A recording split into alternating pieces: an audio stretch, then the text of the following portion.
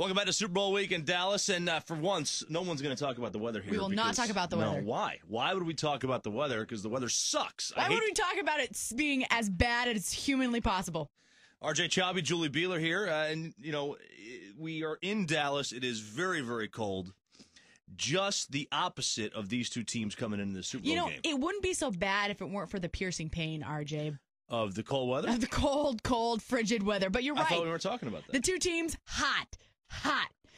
It's good to see, too, because when you look at these two teams, they're evenly matched. You have two incredible defenses. The quarterbacks are snagging all the headlines. One of them is likely to be the MVP. You're picking the Packers. I'm picking the Packers. Aaron Rodgers might be the MVP, and he'll get those headlines. But, buddy, these defenses deserve the publicity. And while we talk about the quarterbacks and we don't talk about the cold weather, when we're not talking about the quarterbacks, we have to talk about those defenses. Now, those defenses, they really are super.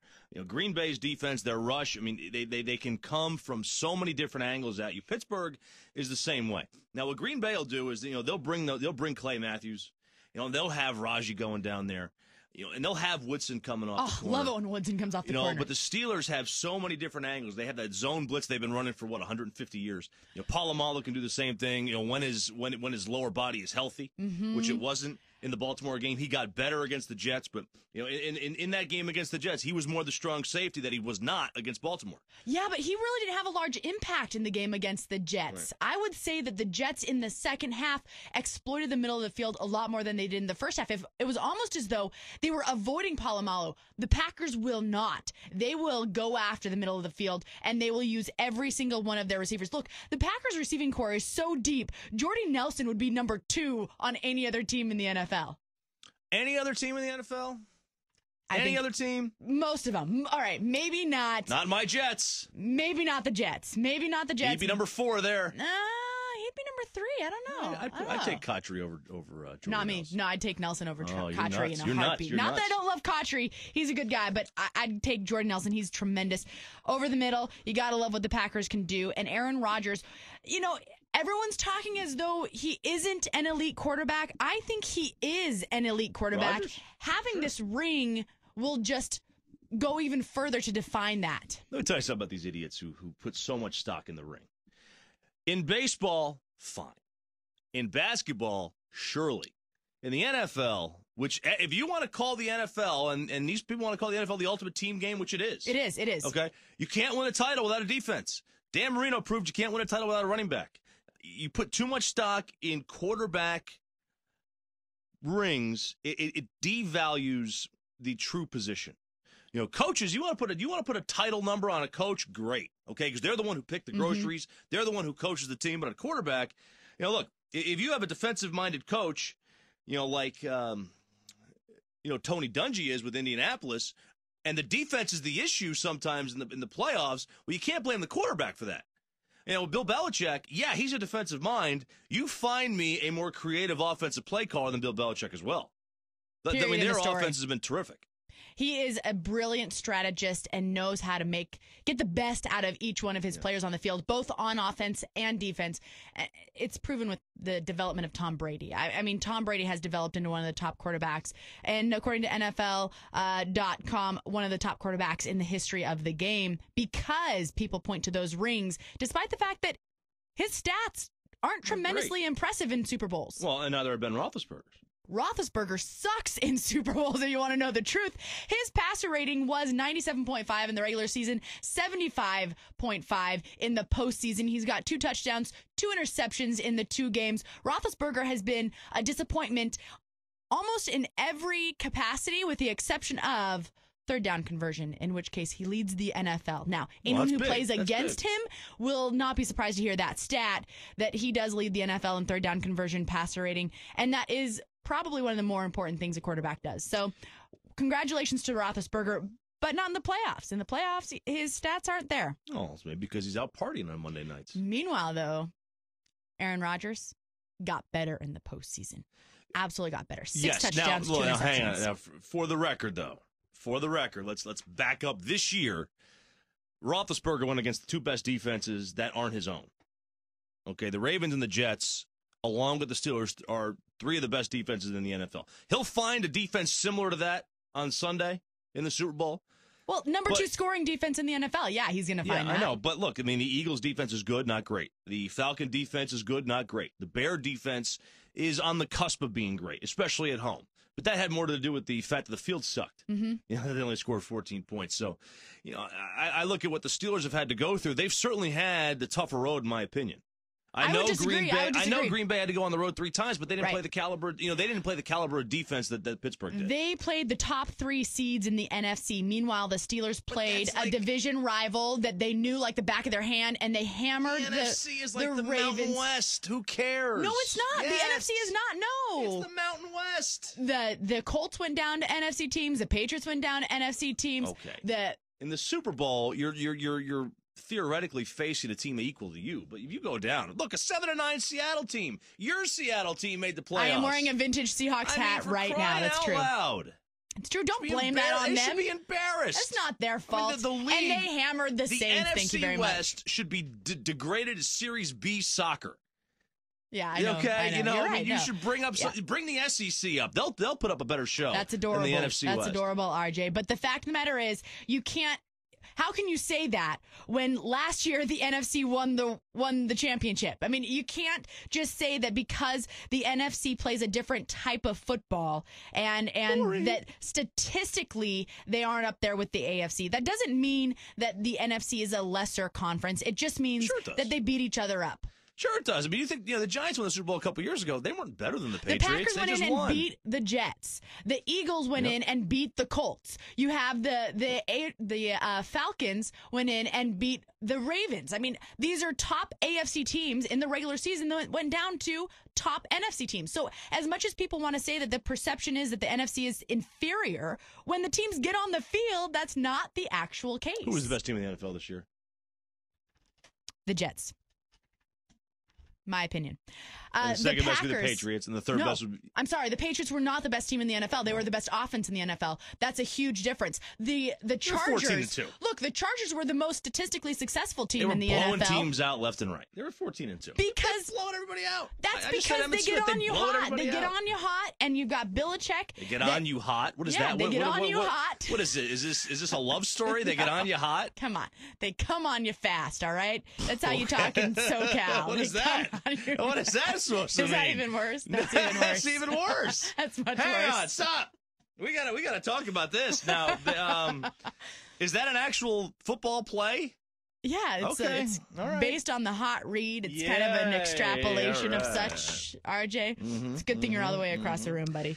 All right, the one big story that has been taking place this week, it really is a story that has been blown a bit out of proportion. It is not the weather, which sucks. But we're not talking about the weather. We're not talking about the weather, RJ. We're not talking about the fact that I can't feel my fingers. No, don't worry about your fingers. On Monday night, the Steelers got in town. Oh, yeah. They landed. That U.S. Airways jet. Yes. Yeah, it landed here in DFW before the ice. And then what did the Steelers do? They went out and partied. They were carousing. I think they got in Monday morning. They got in Monday morning, though, just for the record. What did I say? You said Monday night. Well, they got in Monday. Yeah, Monday night is when they went out and partied. They got in on Monday. Partied they big went out time. and partied. Everyone sees there's a problem with this. Do you have a problem with this? No, I don't have a problem with it at all.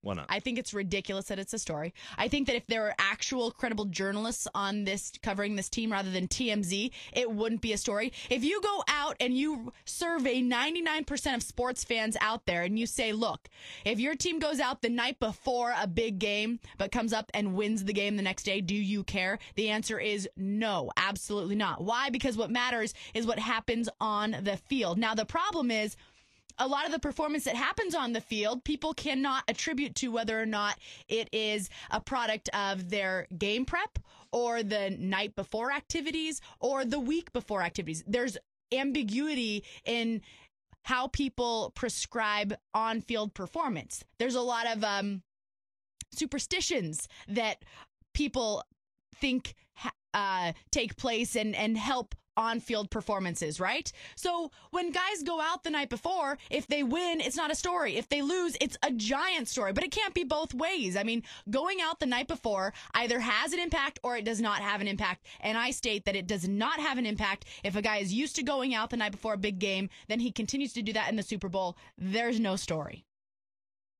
Have you even been paying attention to the world that we live in? Apparently not. Okay. No. Why? All right. Why, RJ? Of course come on, it's a they come on story. you hot, buddy. Of course they come on. it's a How is it a story. story?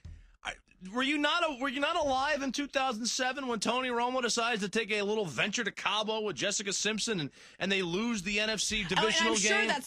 I'm sure that's why. It doesn't they matter lost the whether they lost game. or not. It's a perception. The fan could say, "Why are you not watching film? Okay, so the next why time, are you not studying?" Sure, buddy. Sure. WWPD. What would Peyton do? That's what you have to ask yourself. What would Peyton Manning do? Not what would Brian Boitano do. What would Peyton Manning do? Okay, gotcha. Peyton Manning would be in the film room watching film, calling up his wife, asking her how to order Chinese food because he doesn't know because he's such a football savant that he's in there watching film while Tony Romo was out there, highfalutin on the Mexican beach somewhere. I know, and it's terrible. Picking up seashells, listening to the ocean. Next time you go see your dentist, okay, make sure you ask him before you get that root canal what he did the night before. I'll tell you, if he was out drinking and he botched my root canal, I'm going to have a little bit of an issue with it. Yeah, but if he botches your root canal, you're not going to know it's because he was out drinking the night before because you're not going to ask what he was doing the night before. If there is a professional, spotlight. You got to know you're in the spotlight. Come on, you that is are in overblown. That is we are in the TMZ illogical. Twitter world. Yeah, but we don't have to pay attention to it. Ask any sports fan, what do you care about? Do you care about what happens on the field? Absolutely. You cannot prescribe, you cannot say that if a guy goes out the night before, as Jay Cutler has done every single night throughout the season, and he's had good games and he's had bad games. How did it end up for Jay Cutler? On the sidelines. How did it end up for Jay Cutler? How did it end up for Peyton Manning last year? Hey. How did that end up, RJ? You don't win every year. Well, that's what I'm saying. You win some, you lose some. What you do the night before, the week before, does not impact that. Let me ask you this. You cramming more information. When you were in college. Yes. Think back. I did go to college. You had a big final exam the night before. Mm-hmm. Are you studying for that final exam? Or are you drinking for that final exam? I might not be the person to ask. Because I was the person that studied as little as possible to get my A's as I could. So I did just enough work. Did you go out and drink on a bender the night before? Did you go to Vegas? Did you take the short drive to Vegas the night before your final? Or 2 days before your final? So, you know what? It's only the biggest final of my career. If I don't pass this, it's another full year of college, and my parents are going to pay for this or whatever, or more student loans. Did you go to Vegas, or did you study? Look, these guys are here. It's the biggest stage on the planet, literally. Yeah. And half of them say, you know what, we're just trying to maintain our sanity because this is overwhelming what we're facing. How do you maintain your sanity? You make sure you stay in the same routine. I'm not saying it's a good idea, RJ. But he broke routine. He went to Cabo. You're talking about... Okay, I'm sorry. You want me to get off the couch and do a therapy session? You're talking about something that happened a couple years ago to the Cowboys. All right, the Cowboys are a terrible team. They're not going to be good until Jerry Jones steps aside. I'm just saying. Let's talk about Ben Roethlisberger and what we have going on right here in Dallas for the Super Bowl. Roethlisberger going out, and he got killed for going out Tuesday night to a piano bar. That is a tradition he has with his offensive linemen. Did he sing Don't Stop Believing? Nah, he sang some Billy Joel song, and I guess it was terrible. But that's not the point. The point is, every Tuesday night through the regular season, he goes out with his offensive linemen. That's their tradition. So he didn't want to break. Why did he go out Monday? He went Monday and Tuesday? He did not go out Monday. Some of the other Steelers went out Monday. Well, look, let me tell you this. Because it's such a big sport, because it's such a life-altering game, it creates the perception that the fans care more about who wins or loses than the players do. And that's the issue. Okay, we've already established that Roethlisberger has been terrible in the last couple Super Bowls, and he still ended up with the victory. He's got 2 rings on his finger. He has 2 rings on his finger because he played a 9-7 Cardinal team, and the referees gave him the game over Seattle. That's why he's got 2 Super Bowls. Can't believe they're chop block on Matt Hasselbeck. But look, it creates the perception that the fans care more. Right, but aren't we smarter than that, RJ? Aren't we smarter than just living in a life vicariously through perception? Can't we understand a little bit of reality here? Not smart enough for that. You can't kidding me? Have you not watched reality, TV ever? Common sense here? I'm not talking about let's throw out the situation. What is the perception of the Jersey Shore? That everyone at the Jersey Shore is situation in Snooki. That's the perception. Well, people need to know that's not reality. Okay, but that doesn't matter. It's the perception. But people need to know that's not reality. But it doesn't matter. But you feeding into that perception, RJ, us media feeding into that perception isn't the solution. The solution is, you know what? If the guy wants to take responsibility for a win or a loss, then let him do that. Whatever he wants to do. Again, if you're going to go up to your dentist and say, wait, whoa, before you stick that drill in my mouth, what did you do last night? Then you can go to Roethlisberger, hey, buddy, I care about what you did last night because I think it's going to ooze onto the field come Sunday. Otherwise, you really shouldn't be talking about it. It's not a story. It's not a story. All right. No, I'll give in. Why? That was easy. That was way too easy because I was coming at you hot. There you go.